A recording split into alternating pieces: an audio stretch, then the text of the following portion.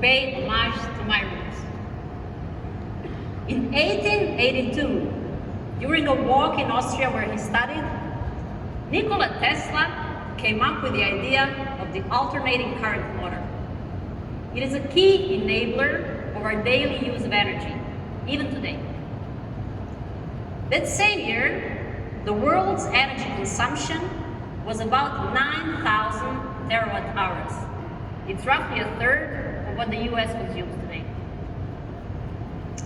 Nowadays, the global annual energy consumption is 20 times higher, 180,000 terawatt hours. It's the amount of energy that could power the shiny city of Las Vegas for 5,000 years. And it does not stop there. The US Energy Information Administration predicts a further 50% increase by 2050. The world is very energy hungry, and it is becoming even more so. And this is not only a long-term challenge, but one we are facing today. We need energy to be affordable, accessible, secure, but above all, we need energy to be green. At Engie, our purpose is to accelerate the transition towards carbon-neutral economy. We're probably the first global energy company that has started this journey in 2015. It marks a significant chapter in the book of our 180-year history. In the old world, we had a relatively simple and centralized mix of energy supply, with sources like coal, oil, and natural gas. There was abundance of these resources, there was mostly affordable, and we didn't worry that much about burning fossil fuels. Today, we live in a different world. We're already witnessing severe weather events, forest fires, floods, droughts across geographies. We don't have much time to deal with this climate crisis. Every day counts.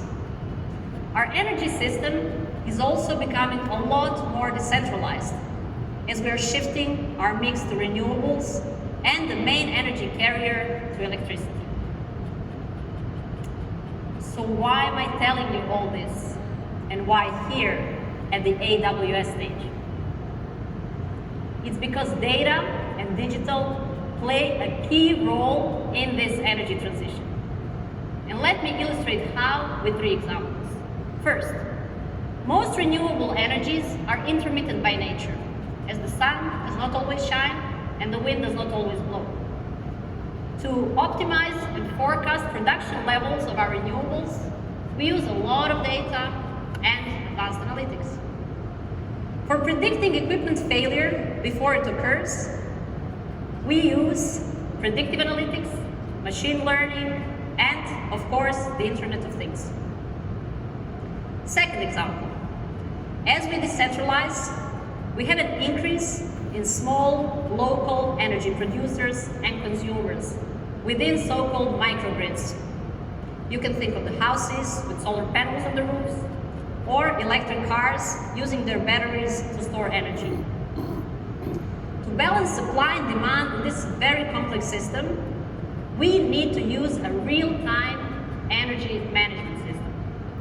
And to track sources and usages of energy, we can use blockchain. Third, let's switch from supply to demand. The best way to minimize the environmental impact is to reduce the energy consumption. At Engie, this is exactly what we do to help people and companies on that quest. And sometimes it is as simple as ensuring that HVAC and lighting are on only when people are present, for which you can guess the IoT plays a central role again. Now, you may wonder what a 180-year-old company has in common with a digitally native tech company like AWS. For a non-digitally native company like Engie, centralizing our data and ensuring its quality and availability was the first and key step on our cloud journey. Today, we have a common data hub where we store more than 1 petabyte of data across and use that across more than 1,000 projects. Our common data hub was built on Amazon S3, which provides the scalability, availability, security, and performance we need. We also use Amazon Redshift, allowing us to query semi-structured data and make use of analytics. We use many other AWS resources like Kinesis Data Streams, Glue, Athena, and SageMaker, which allows our developers and data scientists to train and deploy data machine learning modules with speed. They all help to make our clean energy more efficient. As an example, in the heating and cooling networks that we run for cities like Paris, Dubai, or Barcelona, these tools power our dedicated digital solution that help Barcelona, for example, to reduce this network's energy usage by up to 50%. And it's just a start. Additionally, we have experienced 60% savings on runtime in the cloud by automatically scaling up our infrastructure during working days and scaling it down